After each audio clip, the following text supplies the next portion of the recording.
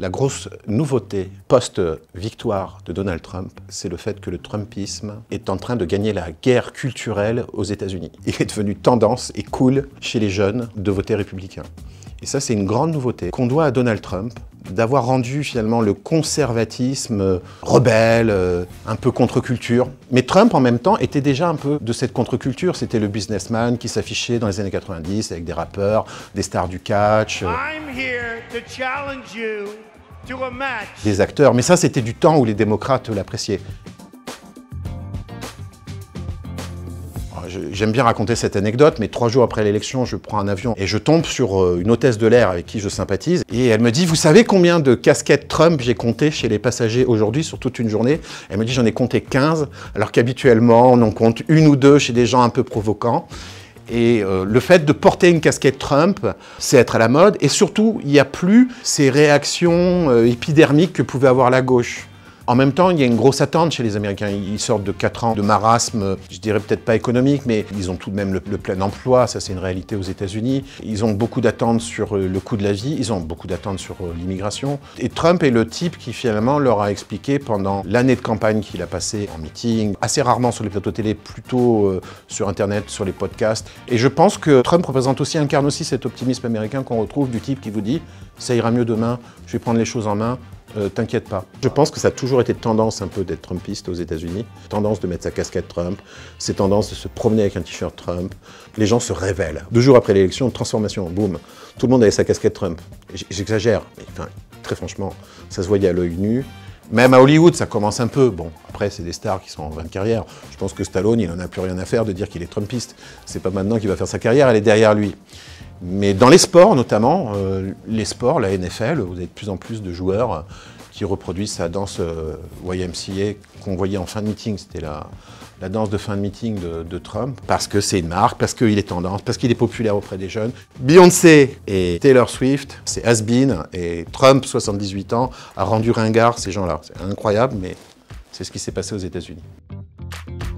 Trump n'a pas fait la même campagne qu'en 2016, et encore moins qu'en 2020, puisqu'en plus de ça, en 2020, c'était greffé la pandémie, ce qui faisait qu'il y avait moins de meetings, et que dans ces meetings, il y avait moins de gens. Et Trump a fait finalement assez peu de meetings. Il a privilégié finalement la campagne sur les réseaux sociaux, et boosté évidemment par Elon Musk, dont il a tiré un profit terrible de sa position sur Twitter. L'intérêt de Trump, c'est qu'il est très fort lui-même en communication, il gère très bien sa communication tout seul. Si Trump ne faisait pas du Trump, il ne serait peut-être pas là où il en est. Et il lui a suffi de s'entourer d'une équipe de professionnels politiques, qui lui manquait très probablement il y a 4 ans. Il y a de la rationalité évidemment chez Trump, mais cette excentricité, ce goût permanent de provoquer le spectacle, y compris quand il va à McDonald's ou quand il s'habille en éboueur, je pense qu'en effet, sans ça, il ne ferait pas les scores qu'il ferait. Les gens ont beaucoup plus voté Trump qu'ils n'ont voté républicain. Trump est devenu une marque en lui-même du Parti républicain. Ce qui fait qu'on se demande tous, mais que va devenir le Parti républicain le jour où Trump arrêtera la politique dans 4 ans, puisqu'il ne peut pas se représenter? La marque est tellement associée à la personne que je ne vois pas quelqu'un reprendre la marque derrière. Il va falloir quand même qu'il réfléchisse déjà au Trumpisme sans Trump. J.D. Vance peut être une des options pour reprendre le flambeau trumpien, notamment sur ce qui est de la politique. Je crois que Vance a aussi démontré qu'on pouvait être un Trumpien encore même plus à droite que Trump, et être tout à fait capable de civilité pendant le débat qu'il a eu contre le colistier de Kamala Harris, Walz. Comment les démocrates vont récupérer de ça? 2 ans avant les midterms, c'est difficile d'imaginer celui qui pourra se définir un peu comme le leader, la vedette. Ça va tellement vite aux États-Unis qu'ils peuvent tout à fait sortir du chapeau quelqu'un que pour l'instant on ne connaît pas, et qui sera une vedette et qui dans 4 ans sera élu. La vraie question sur les démocrates, c'est quel programme ils choisissent. Et les démocrates commencent à comprendre que tout ce qui est wokisme, ça a fait fuir les catégories populaires, les familles chrétiennes mais qui étaient encore démocrates, et que c'était bon à récupérer des électeurs en ville. Pour ce qui était de la Middle America, ça les a dégoûtés des démocrates. Ça va être intéressant de voir si les démocrates vont plutôt se recentrer sur ce qui faisait un peu leur fonds de commerce, c'est-à-dire la défense des petits artisans, des ouvriers, etc. Ou est-ce qu'ils vont aller du côté Bernie Sanders et Alexandra Ocasio-Cortez, le wokisme, les pro-palestiniens, les BLM. Et il faudra bien qu'ils définissent un programme.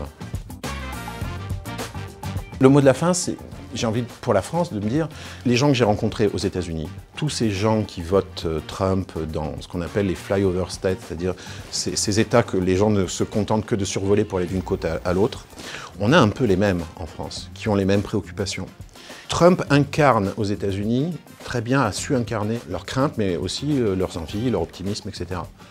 Et ça, moi, je pose la question, qui pourrait, en France, incarner comme Trump les craintes et les espoirs de ces Français qui se sentent ignorés? Si je deviens millionnaire ou milliardaire, j'y penserai. Voilà.